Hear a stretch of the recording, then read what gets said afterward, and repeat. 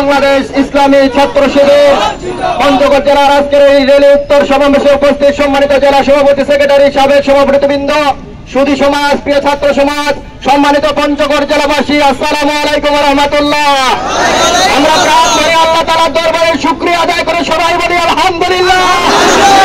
আমাদের রাসূলের প্রতি সংক্ষিপ্ত করে দরুদ পেশ করে বলি সাল্লাল্লাহু আলাইহি ওয়াসাল্লাম।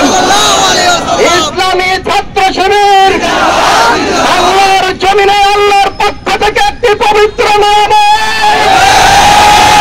শিবিরের কর্মীরা কোরআন পড়ে, নামাজ পড়ে, টেন্ডারবাজি চাঁদাবাজি করে না। ছাত্র শিবিরের কাছে এই বাংলাদেশ নিরাপদ থাকবে। আগামীর বাংলাদেশ হবে ইসলামী ছাত্র শিবিরের বাংলাদেশ।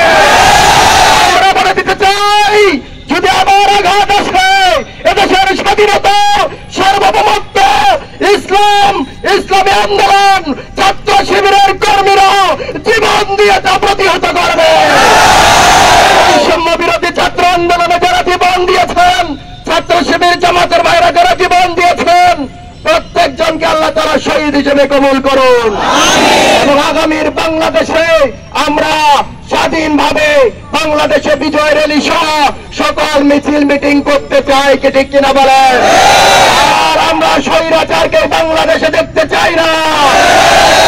স্বৈরাচারকে বাংলাদেশে ঠাঁই দেওয়া হবে না।